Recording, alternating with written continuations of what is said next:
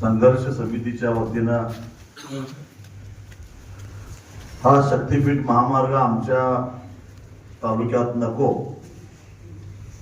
असा निर्धार व्यक्त करण्यासाठी उपस्थित असणारे सर्व शेतकरी भावांनो, नको म्हणून झालेलं आहे ना, काय असून ते विकासाला कशाला विरोध करताय म्हणाला, हा ते एकदा स्पष्ट करा. या निमित्तानं खरं तर मी मुद्दामून, कारण तुमच्यातले बरेचसे लोक नवीन आहेत, संघटनेचे पदाधिकारी तुम्हाला माहिती नाहीत, संघटना काय करते हे कुणाला माहिती नाही. मागास तर एकानं कबूलच केलं की आम्ही तुमच्याकडे कधी आलोच नव्हतो. तर त्यासाठी तुम्ही एकटे नाही, तुम्ही लढाईची तयारी दाखवली. मगाशी शिवाजी भाऊंनी सांगितलं तसं, तर छातीचा कोट करून तुमच्या बरोबर लढाई करायला तयार असणारी पंढरपूर तालुका आणि सोलापूर जिल्ह्यातली सगळी फळी स्वारपडीची मी तुमच्या समोर बसवलेली आहे. म्हणजे तुम्हाला कधी कमी वाटायचं कारण नाही.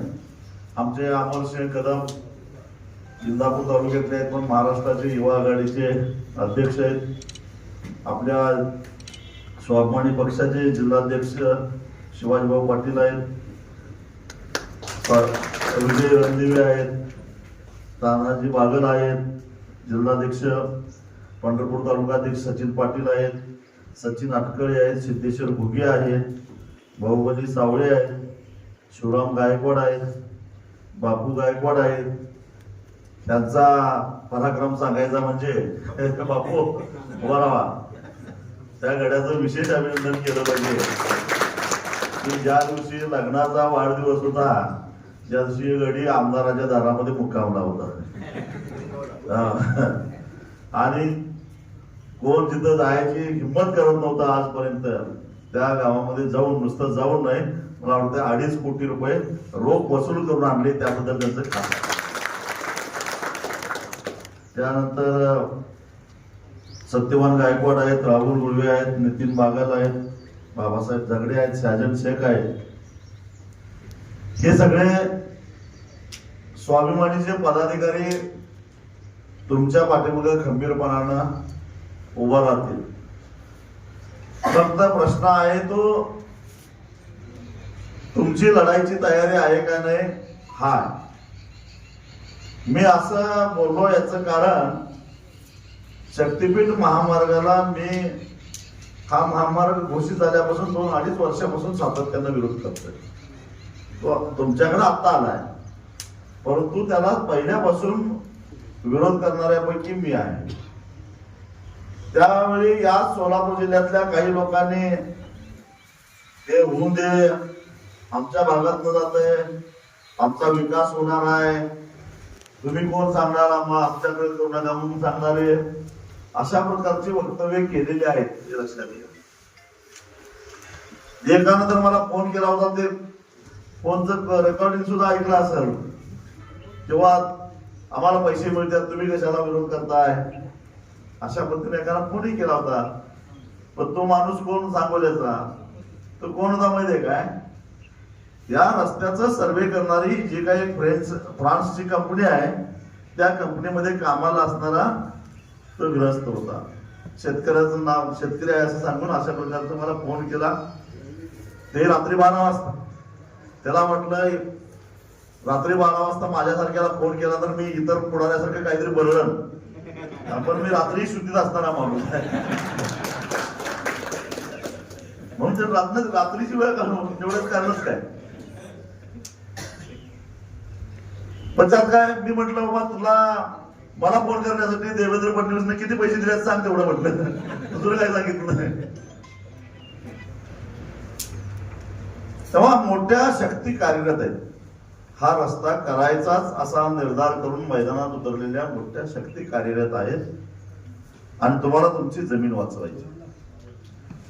मगाशी कुणीतरी सांगितलं की 10-15 किलोमीटर लांबून 7-12 घाण टेकून पाईपलाईन केलेल्या आहेत. मी इकडं बार्शी तालुक्यात गेलो होतो, धाराशिव जिल्ह्यामध्ये गेलो होतो. तिथं लोकांनी आपल्याला भाऊ काय सांगितलं की आम्ही गुंड फोडून दगड फोडून जमिनी केलेल्या आहेत आणि बागायती केलेली आहे. 20-25 किलोमीटरवरून पाणी आणलेलं आहे. त्या बाजून कसा येतो तुमच्याकडे, तर आम्हाला त्यावेळी कुणी मदत केली नाही. दुष्काळामध्ये आम्ही हप्ते भरू शकलो नाही, त्यावेळी आमच्यावर जप्ते आले, आपल्याला दया आली नाही आमची. आले होते 2-4 वर्षापूर्वी त्यावेळी उजनी भरली नाही तर आपली अवस्था काय होती. त्यावेळी बँका जप्त्या घेऊन आल्या, त्यावेळी कुणालाही आमची दया आली नाही. आणि आता मात्र तुम्हाला पैसे भरपूर देतो आणि आता कशाला विरोध करताय असं सांगायला बरेच लोक यायला लागलेले आहेत. तेव्हा असं उलट सुलट हे सांगत राहणार.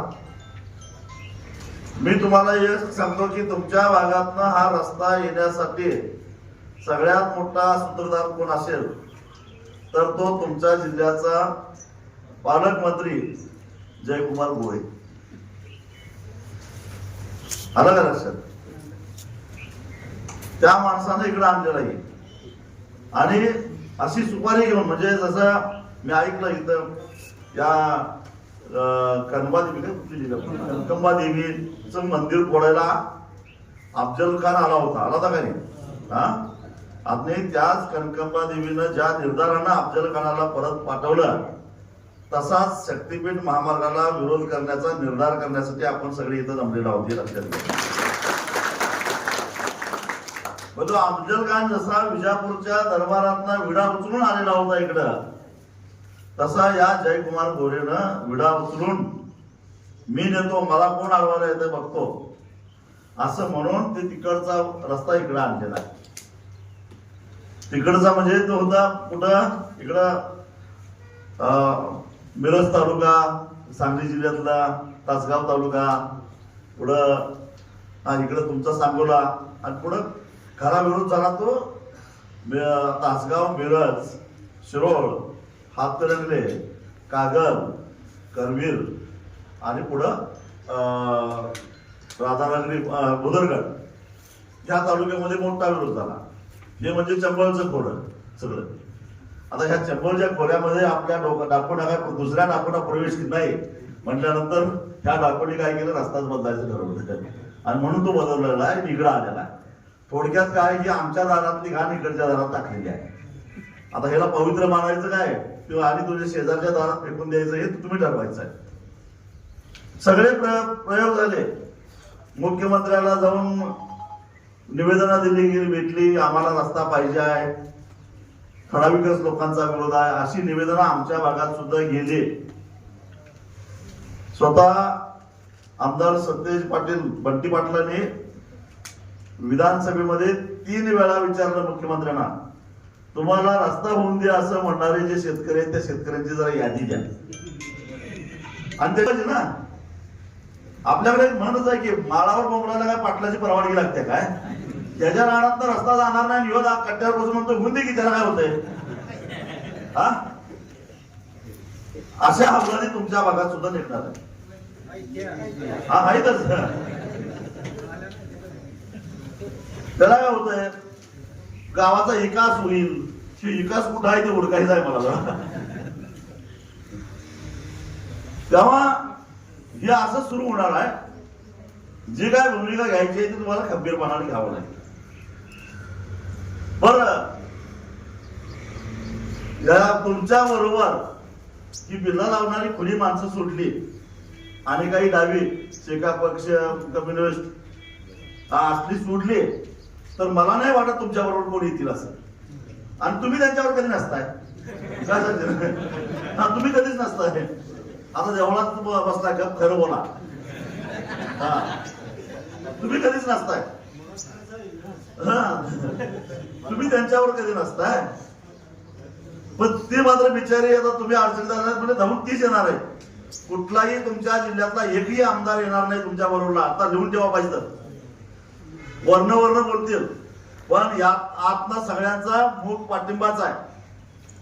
आणि एखाद्यानं विरोध करण्याचा प्रयत्न केला की लगेच त्याला मुंबईला बोलवून दम दिला जातो.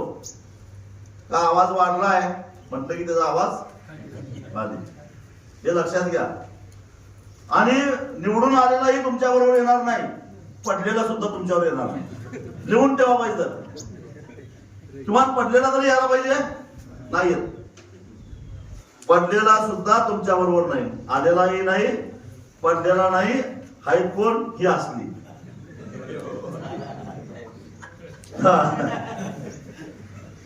पण यांच्यात दम आहे, लक्षात घ्या. हा, दम आहे. पण आम्ही काय विरोध करतोय? आम्ही विरोध करतोय कारण आमच्यात एक किडा आहे रैमानी, तो आम्हाला काय बसू देत नाही. आणि तो सारखा वाळवाळ करायला लागला की आम्ही पण वळवाळ करायला लागतोय. महाराष्ट्राचं याच्यामध्ये नुकसान आहे, महाराष्ट्राच्या जनतेचं नुकसान आहे. हा रस्ता म्हणजे पूर्ण अव्यवहार्य आहे, मूर्खपणाचा आहे. महाराष्ट्राला कर्जाच्या खाईत टाकणारा असा रस्ता आहे. 1 लाख कोटी रुपयाला खर्च येणार आहे असं आता सरकार म्हणतंय. ते पूर्ण पर्यंत 3 लाख कोटी पर्यंत आहे. आता म्हणते काय 1 लाख कोटी रुपये. लिहून दाखवता का मला जरा? 1 लाख कोटी रुपये म्हणजे किती शून्य ते एकावर? पण लिहून दाखवा मला. 1 लाख कोटी रुपये एवढा खर्च येणार आहे रस्त्याला. आणि एवढा आधीच राज्यावर 9 लाख कोटी रुपयाचा कर्ज आहे. हे एवढं झालं की 10 लाख वर आकडा 10चा दशा आला. यातला 1 रुपया सुद्धा सरकार तिजोरीतला घालणार नाही. खासगी क्षेत्रातल्या उद्योगपतींना म्हणणार तुम्ही पैसे टाका 1 लाख कोटी आणि रस्ता पूर्ण करा. आणि रस्ता पूर्ण झाल्यानंतर त्याच्यावरनं जाणारे जे काय आहेत ते टोल देतील आणि तुमचे पैसे परत देतील. मग 20 वर्ष लागतील, 30 वर्ष लागतील, 40 वर्ष लागतील की लुटालूट करा तुमचं तुम्ही आणि ते तुमचं काय असेल माया गोळा करा. आता ते सांगताना 1 लाख कोटी सांगणार, रस्ता होईपर्यंत 3-3.5 लाख कोटी रुपयेपर्यंत ते जाणार, कारण समृद्धीचा अनुभव आहेच आम्हाला. मग ते पैसे पिटेपर्यंत व्याजासकट जेवढी वर्ष लागतील तेवढी वर्ष टोल गोळा करायचा. त्यांना लाज वाटली पाहिजे. छत्रपती शिवाजी महाराजांचं नाव घेऊन राज्यावर आले, सत्तेत आले. छत्रपती शिवाजी महाराजांना लोक 350 वर्षानंतर सुद्धा अजूनही विसरले नाहीत. याचं कारण, सगळ्यात महत्वाचं कारण काय तर ठग आणि पेंढाऱ्यांचा बंदोबस्त करून खऱ्या अर्थानं शोषणमुक्त समाज निर्माण केलेला होता छत्रपती शिवाजी महाराजांनी. अशी जरब बसवली ती लुटारूंच्यावर. आता टोल म्हणजे नवे ठग पेंढारे झाले की हो, आडवं दांडकं टाकायचं आणि पैसे गोळा करायचं. अशाच लुटारूंचा बंदोबस्त शिवाजी महाराजांनी केला. मग टोल कोणाला?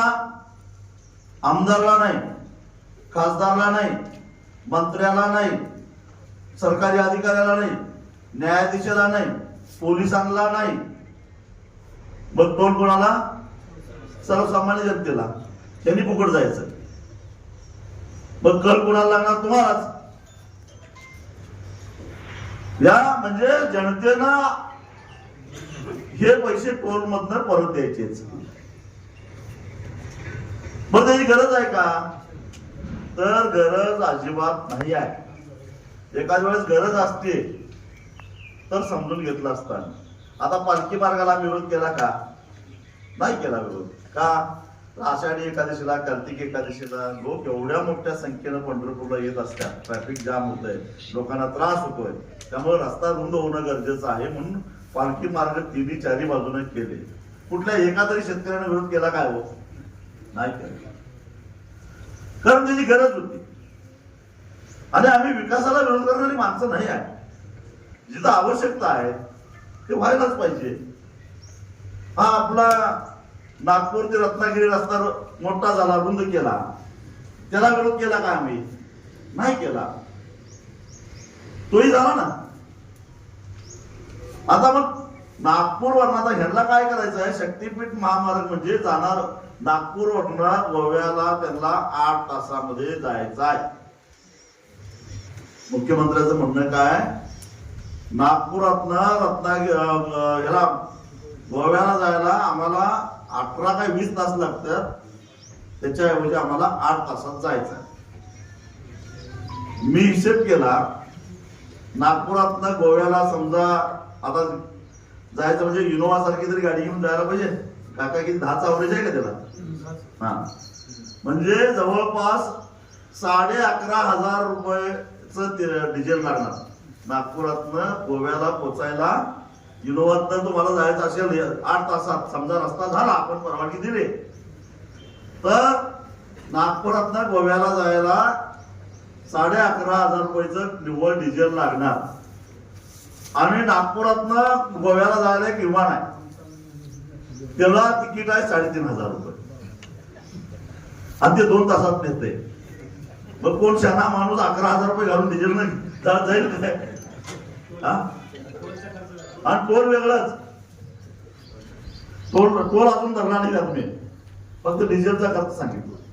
मग 3,500 मध्ये 2 तासात नागपुरातनं गोव्याला जायचं असताना, जाता येत असताना कोण शहाणा माणूस असल्या उन्हामध्ये टोल ते गोव्याला 11,500 रुपयाचं डिझेल टाकून, म्हणजे टोल नाही म्हटलं तर 2,500-3,000 रुपये होणार. कोण जाईल?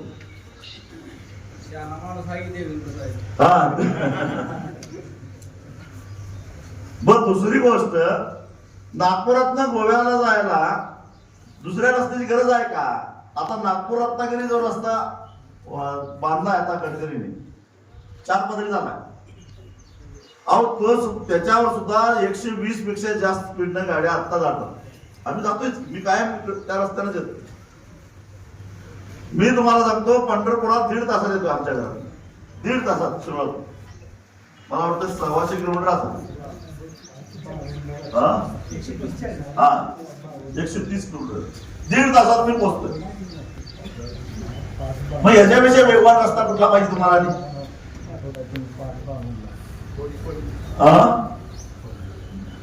ते एवढा गतिमान रस्ता आहे, आणि हा शक्तीपीठ महामार्ग, आणि ते नागपूर रत्नागिरी कोल्हापूर पर्यंत दोन्ही समांतर जातात, एका लाईनने जातात.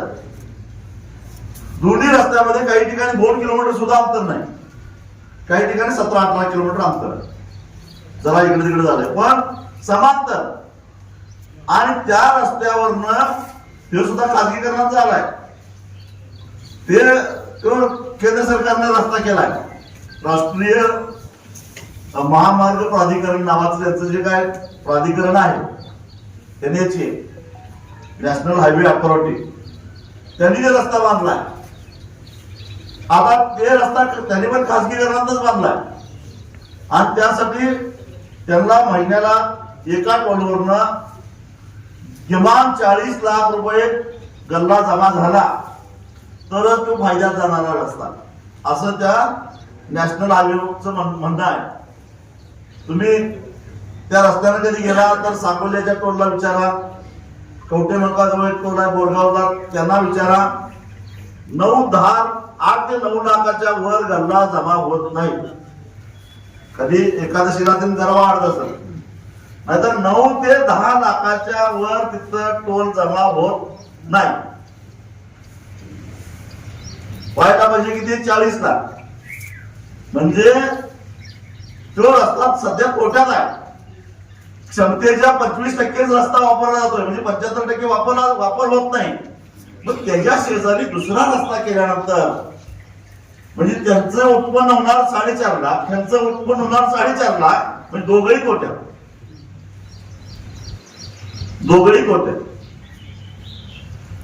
मग कशासाठी? काय कारण आहे?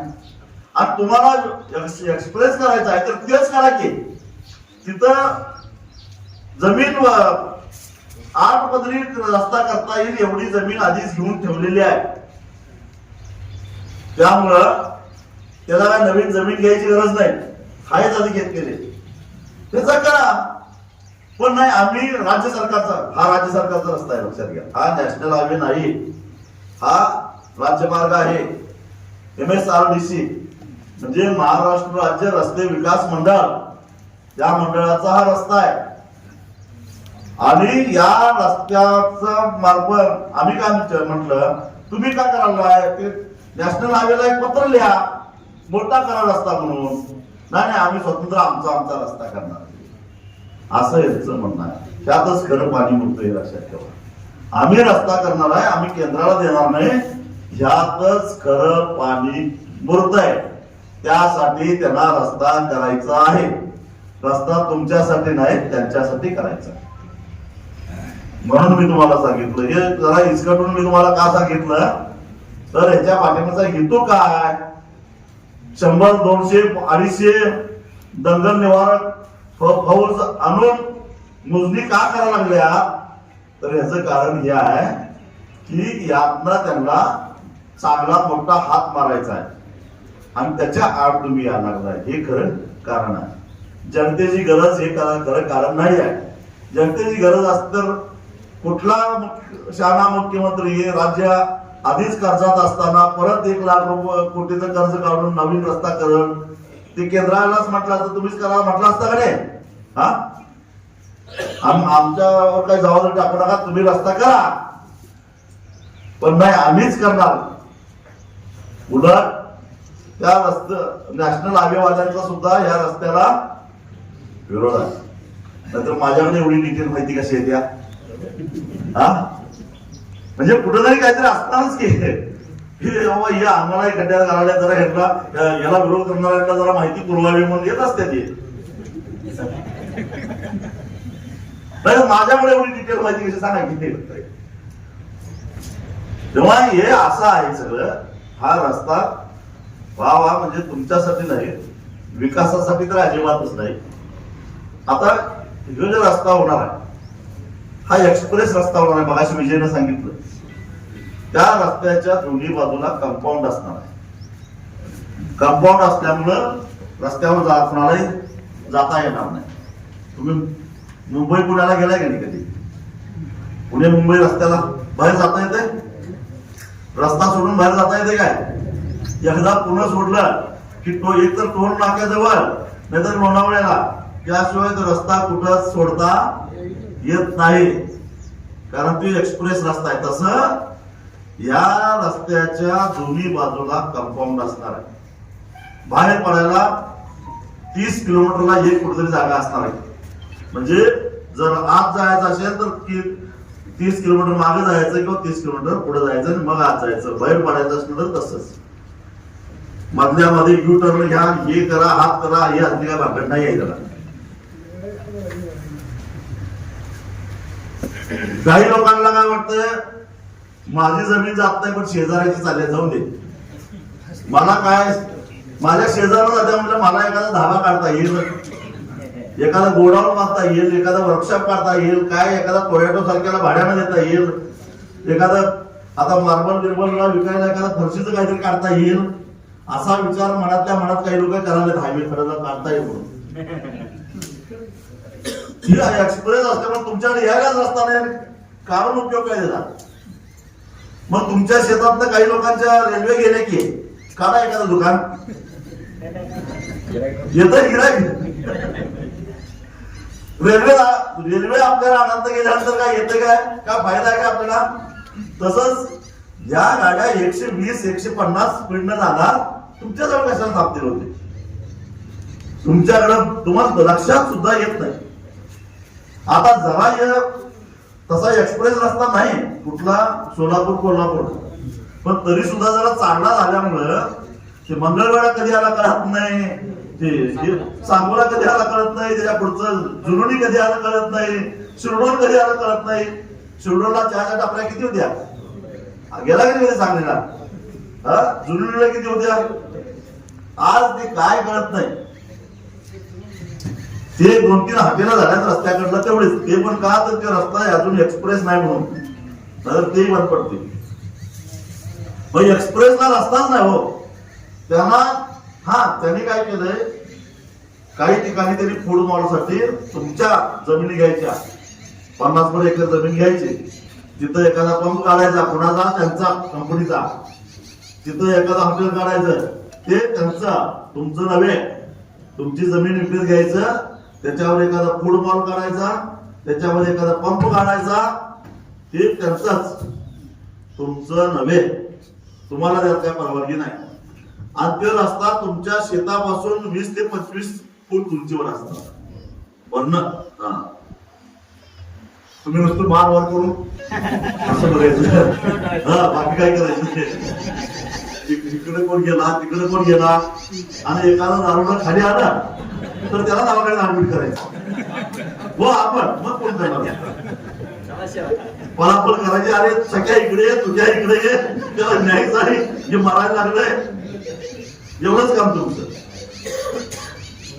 आपल्याला त्याचा काही फायदा त्या एक्सप्रेसवेचा नाही आहे.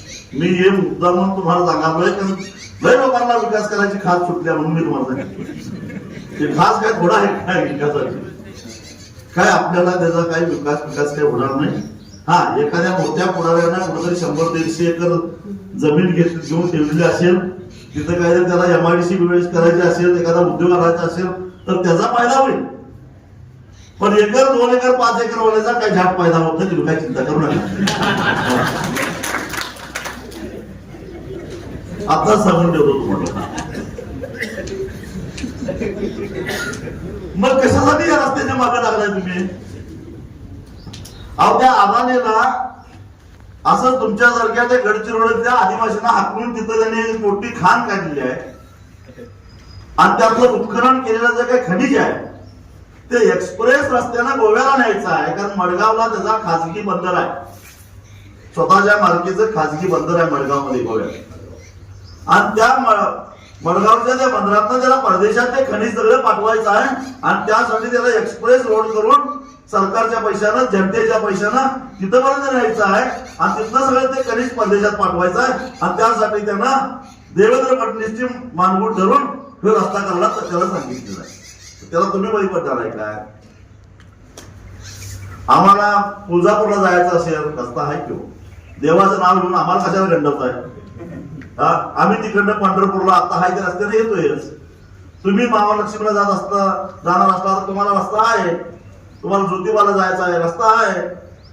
बाळूमामाला जायचं आहे, आदमापूरला आहे रस्ता. आता कुठं रस्ता नाही. आता औंढा नागनाथला जायचं आहे, परळी वैजनाथला जायचं आहे की रस्ता? नवीन रस्ता करायची काय गरज आहे? नवीन रस्ता देवाचं नाव घेऊन कुणाला पाहिजे आहे? अदानी नावाच्या देवाला पाहिजे आहे, आणि त्याला हे देवाभाऊ आता रस्ता करावा लागला. तुमच्यावर दडपशाहीचा वरवंटा धरून, कारण त्यांनी सुपारी घेतलेली आहे. सुपारी काय घेतलेली आहे ती शेवटी सांगतो तुम्ही कशी सुपारी आहे ती. तुमचा तोटा त्याच्यामध्ये होणार. बरं, दुसरा एक धोका तुम्हाला सांगतो. तुमच्याकडे पुराचं काय, मला वाटतं चंद्रभागेच्या परिसरातच तेवढं काय पात्रातनं बाहेर पडलं पाणी आणण्याची शक्यता आहे. नदी क्रॉस कुठे करते, कुठल्या गावात? नांदोळे. हा, नांदोळे. कारण माझ्याकडे नाव गाव आहे, पंढरपूर तालुक्यातली गाव आहेत. आळे, आवे, काय आवे, नांदोळे, पेये, लेमतवाडी आणि चरकम ही पंढरपूर तालुक्यातली गाव आहे. मान तालुक्यातली, माढा तालुक्यातली तुळशी, मोडणीम, अरुण, सोलकरवाडी, बावी, रोपळे, उपळाई बुद्रुक, विठ्ठलवाडी, उंदरगाव, वाकाव, मानेगाव, धानोरे आणि उपळाई बुद्रुक ही माढा तालुक्यातली गाव. आता ते जे टाकले की नाही ते खरंच आहे. त्याच्यावर सही कोणाची नाही, म्हणजे ते मार्ग सॅटेलाइट वर त्यांनी काढून घेतलाय. खरंच आहे ते. फक्त काय झालंय, अजून अंदाज घ्यायचा चालू आहे. तुमचा विरोध किती होतोय, तुम्ही काय व्यक्त होताय, हे सरकारनं जाणीवपूर्वक बिनसहीचं पत्र टाकून तुमचा अंदाज घ्यायचा प्रयत्न करायला लागलेला आहे. तुम्ही गप्प बसताय. सोसलं तर अजून जरा सारायचं, नाही सोसलं तर मागे घ्यायचं, तिकडचं घेतलं तसं. या नादात सरकार आहे. मग म्हणून त्यांनी मुद्दा म्हणून ते व्हायरल केलेलं आहे. हे त्यांच्याकडनं झालेलं, त्याच्या कोणाची सही नाही. आणि तुम्ही गप्प बसला की मग ते फाईल होणार आहे. मग या गावात मध्ये जाणार आहे. आता भीमा नदी पात्रात बाहेर पडते की चंद्रभागा, किती 1 किलोमीटर तरी पाणी बाहेर पडतं पावसाळ्यात जुलै मध्ये 2 किलोमीटर बाहेर पडतं. नदी वळणात असताना हे 25-30 फुटाचा डोंगर ह्यो असा नदीच्या प्रवाहाच्या विरोधात येणार. हा मग कोण कुठं बांधणार? नदीवर बांधणार. नदीच्या अलीकडे 2 किलोमीटर पलीकडे 2 किलोमीटर भरावच असणार. मग पात्राबाहेर पडलेलं पाणी पुढे कसं जाणार? मागे सरणार. ते जाणार पाणी सगळं, पाणी थांबणार नाही. पण कधी 4 दिवसात जात असेल तर 10 दिवसात जाणार.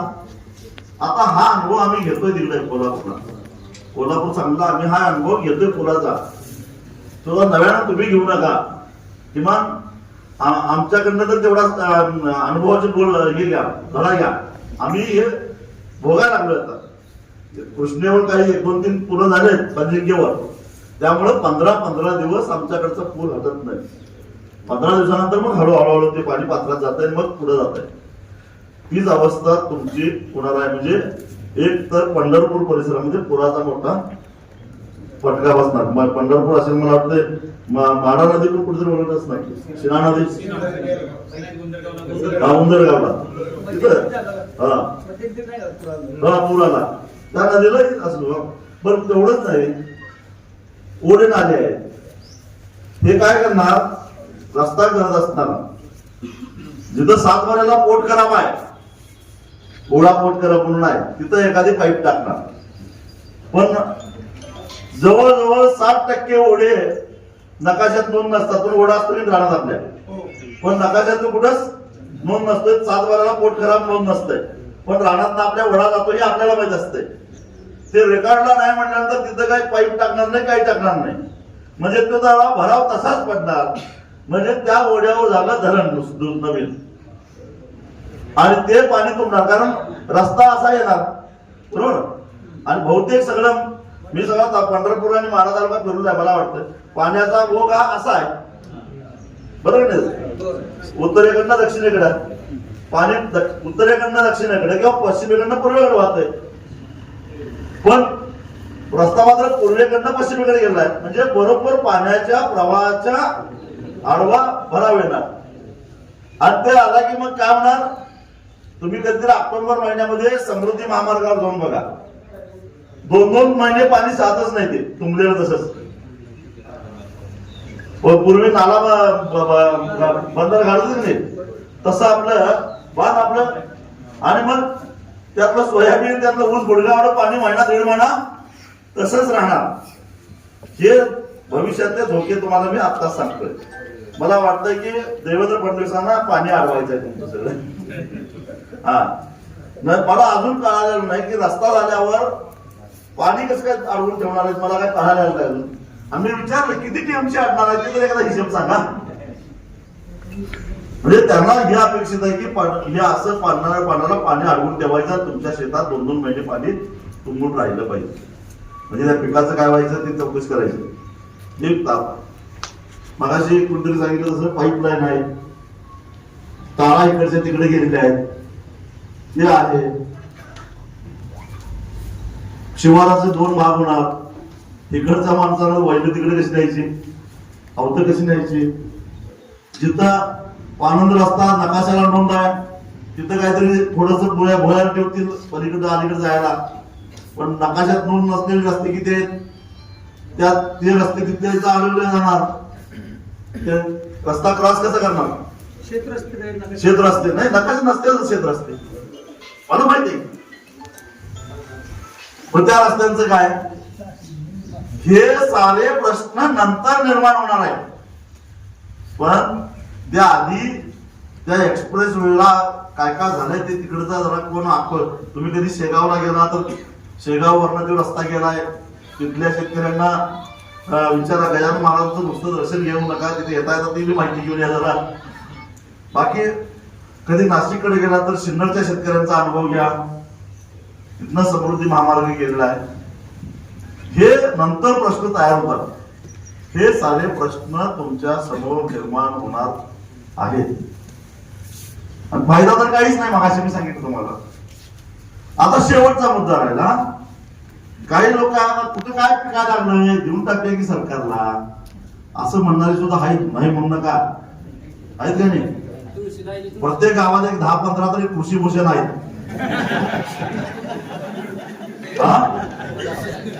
कृषी भूषण आहे 10-15.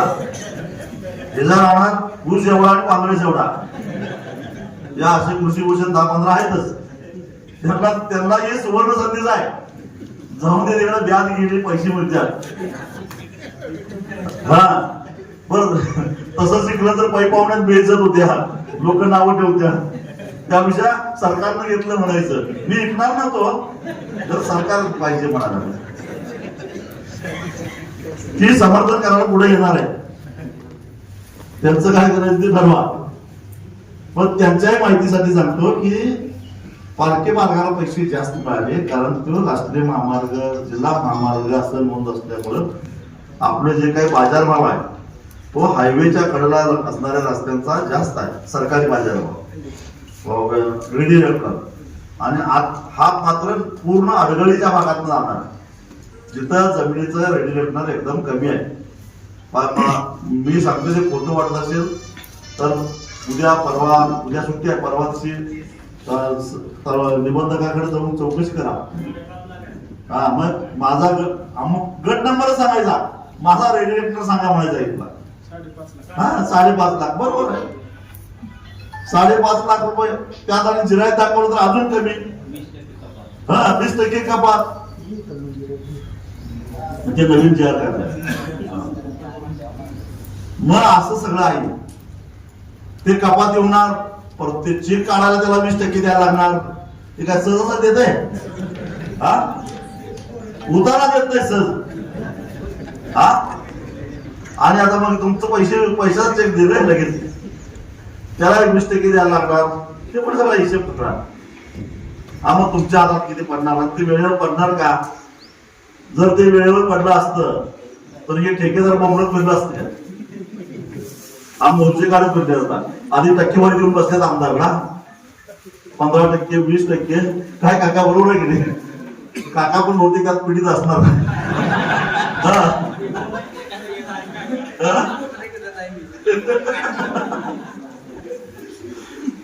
अहो यांचं 80,000 कोटी रुपये अडकून पडल्यात या ठेकेदारांचं, ते देण्यात आले सरकार.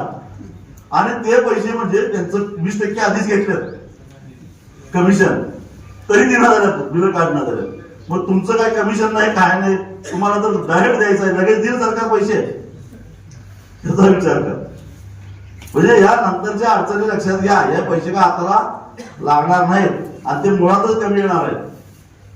ते पालखी मार्गासारखं कोट आणि 1.5 कोट जुना एखादा कोट सेकंड हँड विकत घ्यायची पाहिजे तुम्हाला, तसलं काय कोट बिल काय मिळणार नाही, म्हणजे पैसे मिळणार नाहीत. बरं पैसे मिळाला तर त्यात सुद्धा समजा एक तुमची 1.5 एकर जमीन आहे, त्यात 30 गुंठे गेली, उरलेल्या 30 गुंठ्याचं काय करणार? दरदिवशी म्हणजे शिडीच्या शेपटी जर हो लाजही राखत नाही आणि माशाही उठत नाही का उपयोग त्याचा? गुंठ्याला काय करायचं ते? बरं शेजाऱ्याला घे म्हटलं तर ते बी अडवून बसतंय. आता ही अडचणी घ्यायला काय लगेच घ्यायचं नाही, हे तुम्हाला अगदी अडवून एकदम कवडी बोल किमतीला शेजारी पण येतोय तुमचं, लगेच घेत नाही. म्हणजे सगळी अडचण होणार आहे, कुठेतरी त्रिकोण राहणार आहे, कुठेतरी 5-6 गुंठेच राहणार आहे कुणाचं तरी. त्या राहिलेल्या जमिनीचं काय करायचं? सगळं हाय सगळं घ्या म्हटलं तर घेत नाहीत ते. अशा सगळ्या अडचणी तयार होणार आहेत. त्यामुळं हे काय आपल्या फायद्याचं आहे. पण तो पण समजा खरोखरच गरज आहे सरकारला किंवा जनतेला त्याची गरज आहे म्हणून तर आम्ही त्याग केला असता, त्याची गरज नाही. मग तुम्हाला मला सांगा की रस्ता करणार असा यांचा अट्टास का? तर त्या मुद्द्यावर मी येतो की याच्यामधनं त्यांना 2029च्या निवडणुकीसाठी कमीत कमी 60,000 कोटी रुपये काढायचे आणि म्हणून ही सगळी जबरदस्ती चालू आहे. पोलिसांना आणून जबरदस्ती काढायचं का चालू आहे? तर 2029च्या निवडणुकीमध्ये खर्चासाठी म्हणून त्यांना 60,000 कोटी रुपयाची गरज आहे. 40,000 कोटीचा रस्ता होणार आहे, 60,000 खिशात घालायचे. तेव्हाच मी सांगतो म्हणून माझ्यावर विश्वास ठेवू नका. ते केंद्र सरकार दुसरा एक रस्ता तुमच्या बरोबरच आहे. आणि आज मला वाटतं बार्शीचे लोक आले नाहीत तर त्यांनी सांगितलं सुरत चेन्नईचं बघा त्यांना सुद्धा असंच फसवलंय. त्यांना ओम पाटलांना विचारा, त्यांना सुद्धा फसवलेला आहे. म्हणजे ओम पाटील सांगत ते शेवटपर्यंत मान्यता देऊ नका पण शेतकरी त्याला एक बळी पडले, त्यांनी होकार दिला. आता काय झालं, त्यांच्या होकार दिला सरकारकडेच पैसे नव्हते, 3 वर्ष रखडून पडलंय. आता पैसे द्यायला त्यांना पैसे देत म्हणून रखडून पडलेला आहे. पैसे एकदम कमी आहेत त्यांना. विचारा त्याला बार्शी तालुक्यात कोण तुमचे पाहुणे मित्र असतील त्यांना विचारा किती पैसे मिळणार आहे. हीच अवस्था तुमची सुद्धा होणार आहे. एक रस्ता परवाचा एक सुरू केला केंद्र सरकारनं, कुठला माहिती आहे? नाशिक ते अक्कलकोट नवीन रस्ता चालू केलेला आहे तुमच्या बरोबरच, या शक्तीपीठ बरोबर. 377 किलोमीटर लांबी आहे त्याची. तोही सापदरीच आहे, तोही एक्सप्रेस आहे याच्यासारखा. आणि ते केंद्र सरकार म्हणतंय 377 किलोमीटर लांबीचा रस्ता आम्ही 19,000 कोटीमध्ये पूर्ण करणार आहे. 19,000 कोटीमध्ये 377 किलोमीटर लांबीचा, आणि हा आहे 856 किलोमीटर लांबीचा, आणि ह्याला 1 लाख कोटी रुपये लागणार आहे. मग 1 लाख कोटी भागिले 856 म्हणजे 117 कोटी रुपये एका किलोमीटरला खर्च आला यांचा. 19,000 कोटी भागिले 377 त्याचं उत्तर येते एका किलोमीटरचं 51 कोटी रुपये. म्हणजे तो पण 6 पदरी, हा पण 6 पदरी, तो पण एक्सप्रेस, हा पण एक्सप्रेस. उलट त्याला 4 मोठी डोंगर लागतात, ते फोडायला पाहिजे. बोगदा तरी काढायला पाहिजे, डोंगर फोडायला पाहिजे. एक सिन्नरचा, दुसरा संगमनेरचा चांदापुरी घाट, तिसरा नारायणगावचा, चौथा मानखटावचा, आणि मग अक्कलकोटला ते येणार. ही 4 मोठी डोंगर फोडून मग ते येणार. तरी त्याला एका किलोमीटरला 51 कोटी खर्च. आणि हे सपाट भागात नाही, हे फक्त आजऱ्याजवळ आमचा डोंगर तिथं फोडायला लागणार आहे. नाहीतर सपाट भागात जाते तरी याला 117 कोटी रुपये. 51 कोटी कुठं आणि 117 कोटी कुठं, म्हणजे त्याच्या हिशेबानं हे 40-42 हजार कोटीत व्हायला पाहिजे. ते व्हायला लागलंय कितीला? 1 लाख कोटी रुपये मध्ये. हे 60,000 कोटी रुपये हे खिशात घालायचे त्यांना. आणि म्हणून त्यांचा अट्टहास चाललाय की आम्ही रस्ता करणारच, असं सगळं चाललंय. मग त्यांची निवडणूक सोपी जावी 2029ची, म्हणून तुम्हाला तुमचा बळी द्यायचा असेल तर द्या, आमचं काही म्हणणं नाही, देऊन टाका, आम्ही कशाला विरोध करू. आणि जर तुम्हाला तुमची जमीन वाचवायची असेल तर मग मात्र ताकदीनं तुम्हाला त्याच्या विरोधामध्ये उभा राहावं लागेल. असं कुणाला तरी निवेदन देऊन तुमची जमीन वाचणार नाही. आज पारचीच लढाई करावी लागेल. पोलीस अंगावर आले तर पोलिसांच्या अंगावर जायची तयारी ठेवावी लागेल. काय होणार आहे? म्हणून फासावर तर देत नाही. एक 4-8 दिवस आत जावं लागेल. जायचं काय, घरात बसून तरी काय करणार आहे? काय बाहेर आल्यावर हे किसी का अफवा, याला काय गावात कोण घेऊ नका रे, वाईट टाका असं म्हणतात लोक. उलट जरा उभा वाढतोय गुरुगातनं जाऊन आला की याला कशाला घाबरायचं? आम्ही तर मोजायचंच बंद केलं, एवढ्या वेळा जाऊन आलो.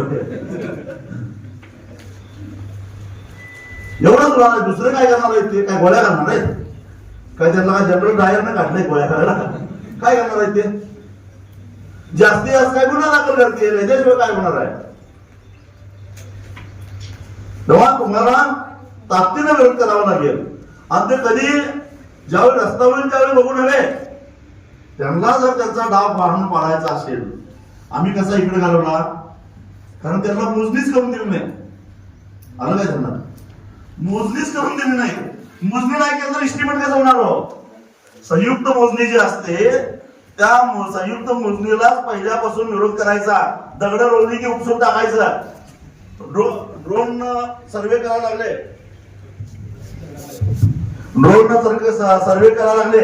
गोपणी घेऊन रानात उभा राहायचं आणि गोपनीने ड्रोन पाडायचा खाली. 8-10 लाख रुपये पोटात जातो होता त्याचा. ड्रोन खाली पडला तर काय परवडणार आहे त्याला? ते सुद्धा खासगी कंपनीच असतात, कुठे जाते पळून ते.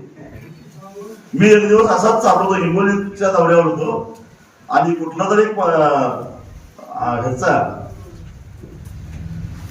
मध्य प्रदेश मधला एक कंपनीचा मंत्री माणूस माती तपासायला आला ट्रॅक्टर घेऊन, सगळे भैये घेऊन आला.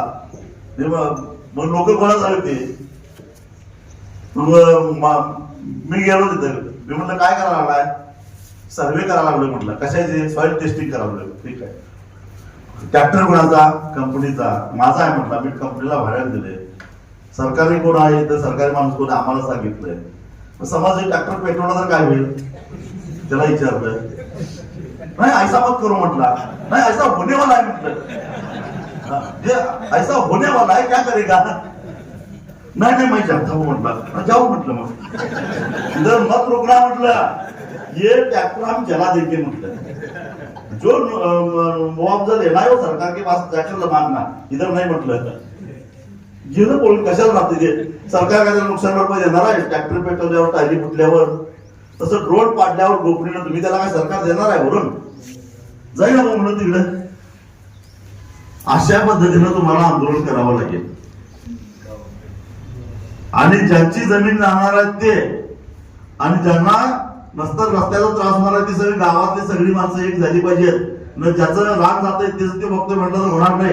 गावाला ताप होणार आहे, गावाची उभारणी होणार आहे, गाव दुभागणार आहे, गावातलं सगळं दळणवळण थांबणार आहे. त्यामुळे अख्ख्या गावच्या गावानं एक झालं पाहिजे, गावाने एक केली पाहिजे. होय, गावातले औषध दुकानदार काय सगळ्यावर त्याचा परिणाम होणार आहे. तेव्हा ज्याची जमीन जाणार आहे त्याला किमान 4 पैसे तरी मिळतील, पण ज्याची जमीनच जाणार नाही त्याला फुकटचा लाभ होणार आहे. तर मिळणार तर काहीच नाही. खाया पिया कुछ नाही, गिलास फुटा 12 असा त्याचं, ज्याची जमीन जाणार नाही त्याचं. तेव्हा अख्ख्या गावाच्या गावानं एकत्रित येऊन त्याला विरोध करणं गरजेचं आहे. आणि तसं केलं तर सरकार तुमच्यावर जबरदस्ती करू शकत नाही. डॉक्टर बाबासाहेब आंबेडकरांनी या देशाला एक आदर्श असं संविधान दिलेलं आहे, आणि त्या संविधानानुसार आपल्या स्वतःच्या मालमत्तेचं रक्षण करण्याचा अधिकार प्रत्येक माणसाला घटनेनं दिलेला आहे. आणि त्याच्या आधारानं आम्हाला आमच्या शेतीचं रक्षण करण्याचा, शेतीची लूट होऊ नये म्हणून ती लूट थांबवण्याचा निश्चितच अधिकार आहे. आणि तो अधिकार वापरून या लोकांना अशा पद्धतीनं बळवून लावायचा आहे. आणि ही मानसिकता तुम्ही तयार ठेवा. स्वाभिमानी शेतकरी संघटना पूर्ण ताकदीनं तुमच्या मागे राहील. तुम्हाला अजिबात एकाकी पडून देणार नाही याची मी खात्री देतो.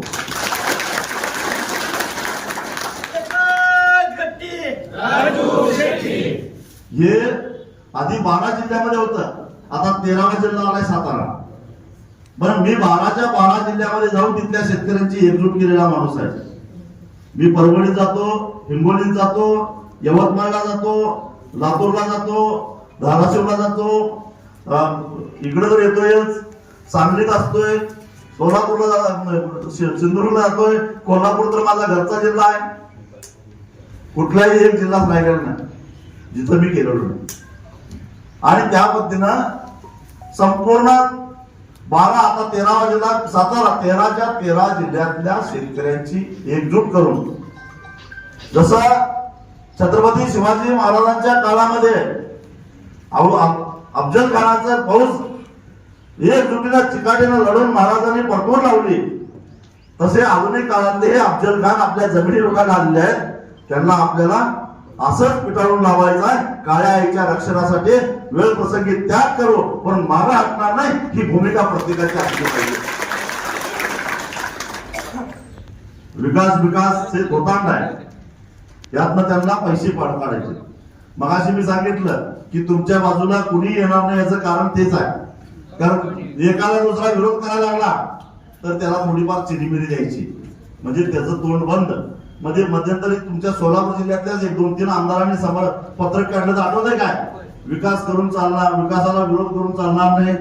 कारण त्या घड्याला सांगितलं 29ला देतो, थोडं काय काळजी करू. हो, जमिनी घेऊन ठेवल्यात काही लोकांनी. ह्या भामट्यांच्यावर अजिबात विश्वास ठेवू नका. तुम्हाला माहित आहे बडीम घालतोय आपण दुसऱ्याच्या जागेत. गावाबाहेर पुढे रिकामी जागा असली तर त्याला काय म्हणतोय? बडीम घालतात. ते पण काय म्हणतोय? घाल. मग मुख्या जनावरांना कडबा ठेवणार आहे, माझ्या जागेत घालणार काय बिघडणार आहे? घाल म्हणतोय. पण त्याचा हेतू काय असतोय, लय चांगला पण हेतू नसतोय त्याचा. म्हणजे वडील पावसाळ्यात तुम्ही 4 पेंड्या काढल्या त्याला एखादी पेंडी मिळेल त्या आशेने म्हणते घाल आमच्यात वडील घाल. तसं ह्या शक्तीपीठ महामार्गाच्या 60,000 कोटीच्या बडमीकडे ती आशाभूत नजरेनं बघायला लागल्या. ती बडीम घेऊन जातील, चांगला तरी मला मिळेल ह्या नादात आहे ती सगळी.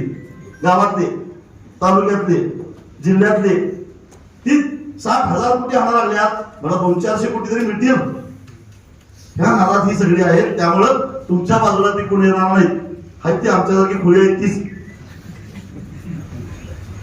कारण काम येत आहे किडा, हा किडा आहेच किती काय वस्तू आहे. त्यामुळे ही सगळी हळूहळू हळूहळू तुमचं मत परिवर्तन करण्याचा प्रयत्न करतील. मी तुम्हाला सांगतो, एक IPS अधिकाऱ्यानं, आता मी नाव सांगत नाही, बिचाराला नोकरी करताना अडचण येईल, मला फोन करून सांगितलं, साहेब माझी विहीर आणि शेत जाते हो, जरा काहीतरी प्रयत्न करा, त्याशिवाय काही थांबणार नाही. त्या माणसाचं नाव सांगत नाही, मित्र आहे माझा. म्हणजे पोलिसाला सुद्धा असं वाटतं आम्ही लक्ष घातलं तर ते वाचणार आहे. सगळ्यांना माहिती आहे हे सगळं चुकीचं चाललंय. पण मांजराच्या गळ्यात घंटा कोणी बांधायची, पण आपण आपलं चाललंय, आपलं नुकसान व्हायला लागलंय. बरं गरज नसताना त्याच्यामुळे महाराष्ट्राचा फायदा होणार असेल तर वेळप्रसंगी आम्ही त्याग केला असता, नाही असं नाही. पण महाराष्ट्राला कर्जाच्या खाईत लोटणारा हा रस्ता आहे.